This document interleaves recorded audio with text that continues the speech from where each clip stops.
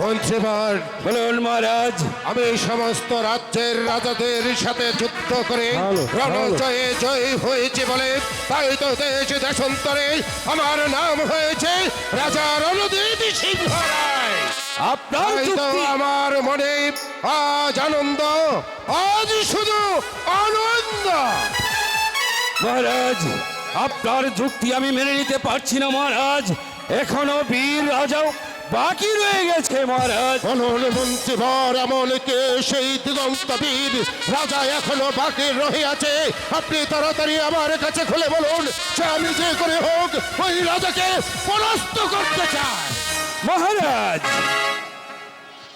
আপনি অনেক রাজাকে যুদ্ধে পরাজিত করেছেন, কিন্তু অজয়পুর অজয় রাজাকে এখনো পরাস্ত করা হয়নি মহারাজ।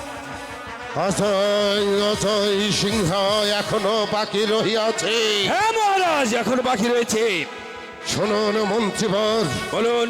ওই রাজা অজয় সিংহকে আমি যতক্ষণ পর্যন্ত পরাস্ত করতে না পারবো ততক্ষণ পর্যন্ত আমার প্রাণে কোনো শান্তি নেই।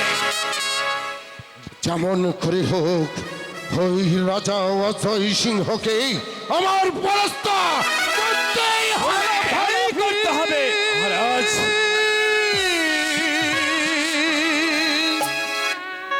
ওরে করিস না রে,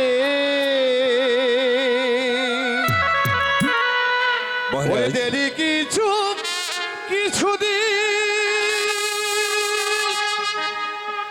লাফালাফি করিস না রে, দেরি কিছু দিন।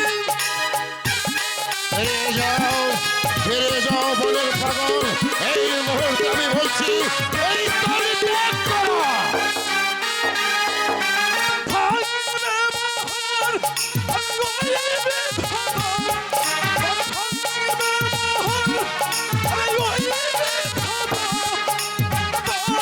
মহারাজ,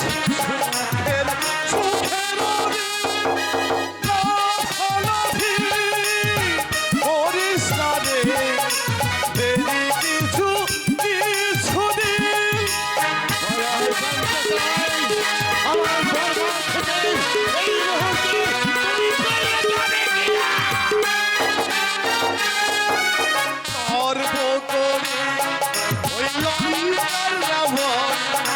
রামের হাতে করে লঙ্কার রাবণ, রামের হাতে হলো নিধন।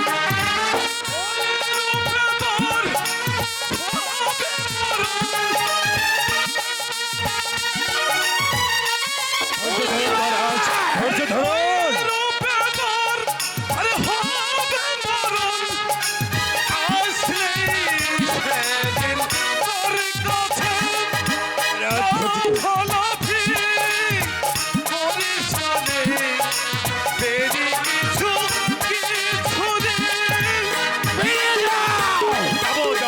বেরিয়ে যাও। আমি বলছি এই মুহূর্তে তুমি আমার দরবার থেকে বেরিয়ে যাও। করে রজন কৃষ্ণর হাতে হলো নিধন। করে রজন কৃষ্ণর হাতে হলো নিধন।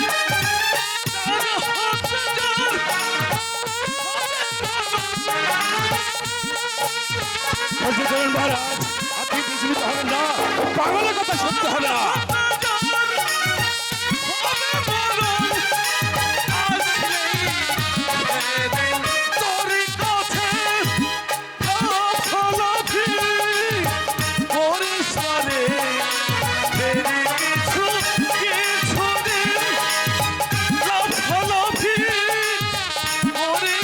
মহারাজ, দেরি কিছু দিন।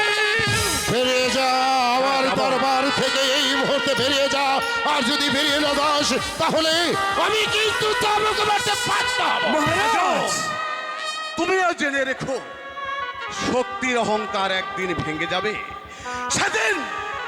সেদিন শত কাঁদলে শত কাঁদলেও তোমাকে কেউ ধ্বংসের হাত থেকে রক্ষা করতে পারবে না। ভাঙিবে রে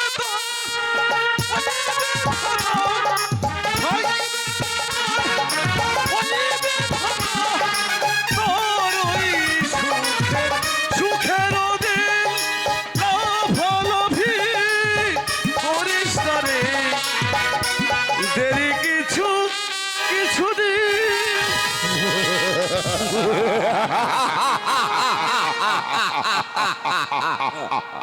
সামান্য একটা বনের পাগল সে আমাকে চলিয়ে গেল।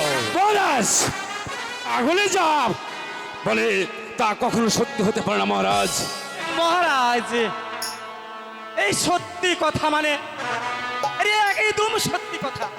সত্যি কথা মানে মানে এই পাগলে যা বলে গেল গোসাইজি, মহারাজ।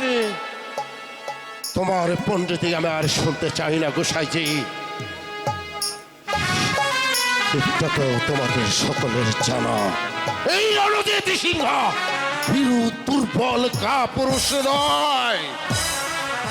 মহারাজ মহারাজ এবার বলুন মহারাজ। আপনি এই মুহূর্তে সেনাপতিকে দরবারে পাঠিয়ে দিন এবং তাকে ডাকার ব্যবস্থা করুন। ঠিক আছে মহারাজ, আপনার আদেশ চিরচার্য, আমি তাই করছি মহারাজ, আমি তাই করছি। এই কে আছিস, সেনাপতিকে দরবারে পাঠিয়ে দে। কিসের জন্য আদেশ করছেন মহারাজ? শোনো সেনাপতি, আমি যাব শান্তিপুর রাজা অজয় সিংহকে পরাস্ত করতে। তাই তো তুমি তোমার সৈন্যগণ নিয়ে সর্বদাই প্রস্তুত থাকবে। আমার হুকুম পাওয়া মাত্র শত্রুর উপর বাঘের মতো ঝাঁপিয়ে পড়বে। মহারাজ আপনি কোনো চিন্তা করবেন না, যাব না। আমি যাব সেই শান্তিপুর রাজ্যে অজয় সিংহের কাছে, আমরা তার উপরে ঝাঁপিয়ে পড়ব।